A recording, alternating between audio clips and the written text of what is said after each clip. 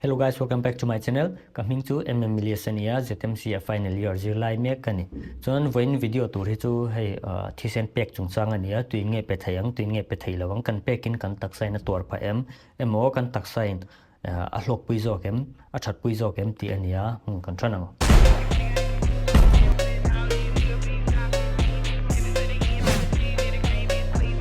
When he Valentine's Day ania hospital tin hian Valentine's Day vela hian blood donation camp hi anti karing veya ZMC apo hian hei tian antia chuan ama saberin ZMC an minga thlak to tilema an ed ange thil an ed bela Zoram Medical College ni to lovin Zoram Medical College and Hospital ani to ZMCH ani sumo min lo hre ve vek donation lovin chuan kan tan tak main ZMCH a anting blood donation camp ti vel lo thlir phodang ingay non ti don support khangai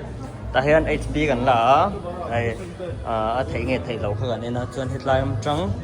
achunga son BP le weight check ta ingay non ti don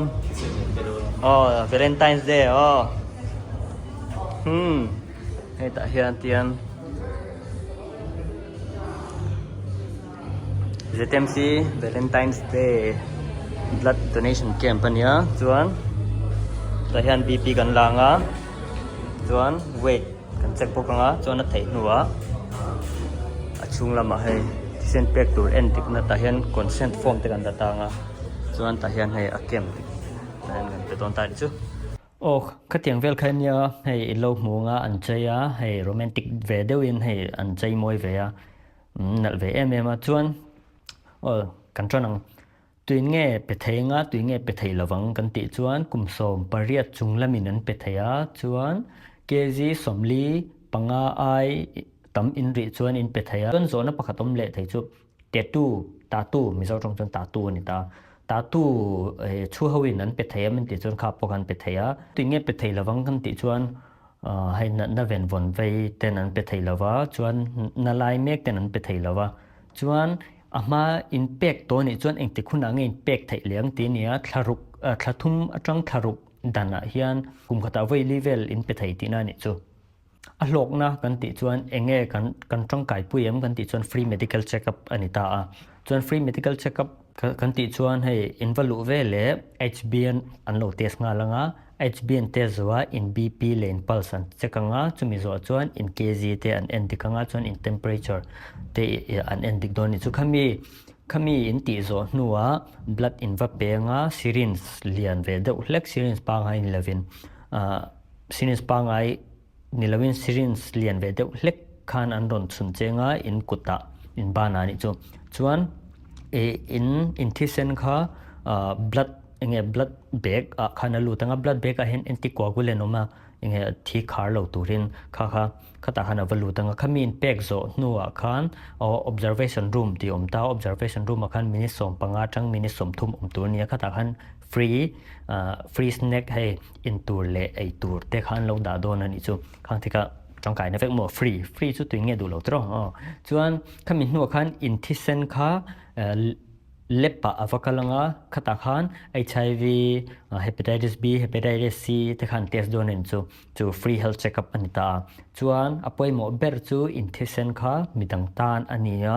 midang nunna achan him theya chu mal somna chuan adang le chu kan taksa han soitai la kan taksa chuan heart attack atang min chan him theya min veng him theya heart attack atang min chan him theya chu mi zo chuan stroke kan ile ta stroke atang po min chan him theya 88% in a reduce ani chu stroke chance kamo chu mi zo chuan kan Thisena iron level kha a balance a chuan cancer na tang min veng him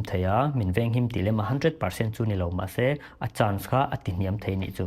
chuan kan taksa in chuan enge a that lo na kan ti chuan that lo na chu teng lu tukinom lawa lu hei teom theya chuan chaw teom theya chuan a syringe alen em awangin in ban na dukte siam theya na te siam theya chu tiang vel chu ni mai measure enge that lo na chu side effect chu om chuang lawa chuan